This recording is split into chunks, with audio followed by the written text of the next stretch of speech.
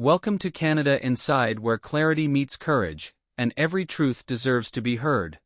While mainstream voices push the same tired stories, here we dig deeper, question the powerful, and reveal what others won't. You won't get empty headlines, you'll get context, facts, and real talk. So hit that subscribe button and turn on the bell, and more importantly, make your voice count in the comments. Because together, we'll bring truth back to Canadian politics. The federal by-election in Battle River, Crowoot, is unlike anything Canada has seen before. The quiet prairies of Alberta now find themselves at the heart of an unprecedented electoral experiment. Elections Canada has adapted the ballot format to accommodate over 200 candidates, an extraordinary number for any riding, let alone one as traditionally conservative as this. While the official explanation focuses on practicality and procedure, the implications raise serious questions about democratic fairness, voter transparency, and political strategy. This unusual situation traces back to the resignation of Damien Correc, the former Conservative MP for the riding. His stepping down opened the door for Pierre Poilievre, leader of the Conservative Party, to run in a stronghold territory. The move was strategic. Poilievre is positioning himself not only as a national leader, but as someone grounded in conservative grassroots. Battle River, Crowoot, with its deeply conservative base, is symbolic. It offers him both legitimacy and a reaffirmation of the West's trust in his leadership. However, his candidacy triggered a counter-movement that no one quite anticipated. A group known as the Longest Ballot Committee, headed by electoral reform advocate Dave Meslin, orchestrated a campaign to flood the ballot with hundreds of names. Their stated goal is to protest Canada's current first-past-the-post voting system. They argue that such a system fails to reflect the complexity of voter sentiment and needs significant reform. Their action, while wrapped in democratic ideals, undeniably complicates the situation on the ground. Elections Canada, faced with this logistical nightmare, altered the format of the ballot. Instead of the traditional printed list of candidates with checkboxes, voters must now handwrite the name of their chosen candidate. This, they say, ensures fairness and maintains the integrity of the process. But for many, this change feels more like a test of voter memory and clarity than a true exercise in democracy. Critics of the move, including many in the conservative base, view the adaptation as a quiet tactic to disorient voters and suppress support for frontrunners like Poilievre. After all, who benefits when a voter accidentally misspells a name or confuses similar-sounding candidates? Mistakes can now translate directly into spoiled ballots. The supposed democratic innovation begins to resemble a bureaucratic obstacle. There is also concern over visibility. How does a candidate like Bonnie Critchley, the Liberal Party nominee, fare when buried under a mountain of unfamiliar names? For the Liberal establishment, this could be a minor inconvenience. But for Poilievre and his base, it raises alarms. When elections become a circus, the most focused message gets lost in the noise. And the conservative message, centered on accountability, economic reform, and Western autonomy, is one that relies on clarity. Then there is the matter of Alberta's larger political climate.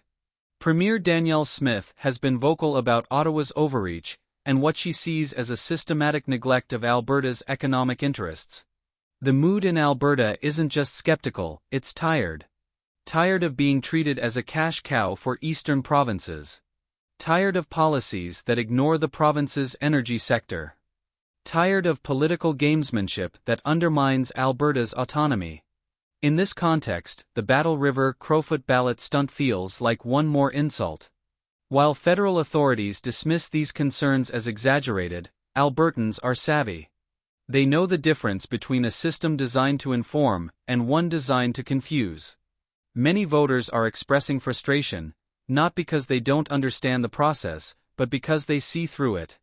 The belief that Elections Canada is bending the rules under the guise of fairness has begun to harden into a more dangerous conviction, that the rules are only fair when they suit the Liberal agenda. This sentiment plays directly into the hands of Poilievre and Smith. Both have built their popularity by tapping into the sense of alienation that many Western Canadians feel. They talk about standing up for families, for farmers, for oil workers, and for fiscal responsibility. They criticize Trudeau's government not with bombast, but with precision. And in this election, that precision is needed more than ever. Poilievre's critics argue that he is using this by-election as a platform, rather than a genuine constituency service. But that critique overlooks the symbolic power of this move. By choosing to run in Battle River Crowoot, he is aligning himself with the people most ignored by central Canadian elites. It is a clear statement: leadership is not just about being in Ottawa, it's about being among those who feel forgotten by it. And yet, this symbolic alignment is being challenged by a tactic that looks, at best, mischievous and at worst, deliberately undermining. For a democracy to function, elections must be straightforward and transparent. Voters should never be left wondering if their ballot will be counted, or if they've accidentally disenfranchised themselves through a spelling error.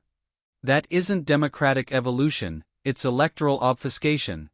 As Canadians observe this unfolding saga, many are asking deeper questions. If this can happen in Alberta, could it happen elsewhere? Is this the new normal, where elections are turned into battlegrounds of procedural manipulation?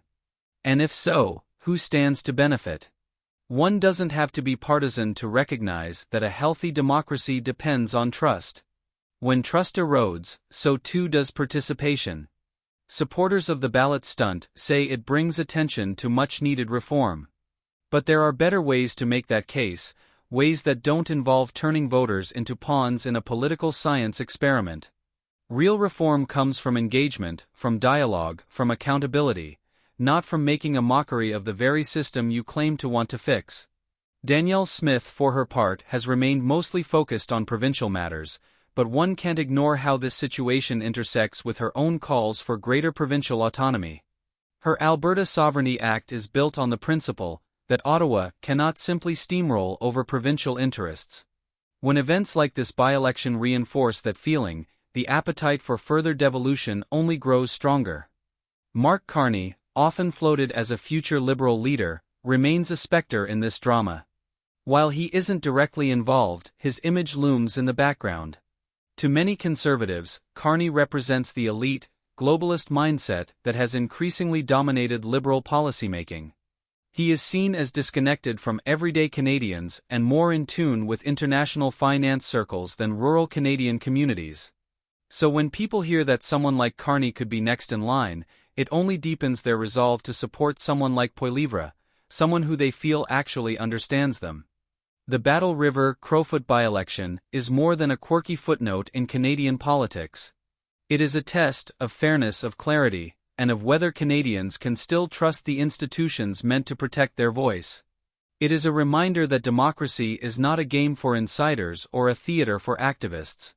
It's a contract between citizens and their government. When that contract is strained, consequences follow. As Election Day approaches, the voters of Battle River Crowoot are being asked to do more than just cast a ballot. They are being asked to assert their clarity in a moment deliberately clouded. And if history has shown us anything, it's that Albertans do not shy away from a challenge. They face it head-on. And in doing so, they remind the rest of Canada that democracy is not something you manipulate, it's something you defend. At Canada Inside, we'll keep tracking these critical developments, cutting through distractions to expose what really matters. Subscribe, stay sharp, and join us as we uncover the forces shaping Canada's tomorrow. Because truth deserves a voice, and here, your voice has power. Let's reclaim the conversation together.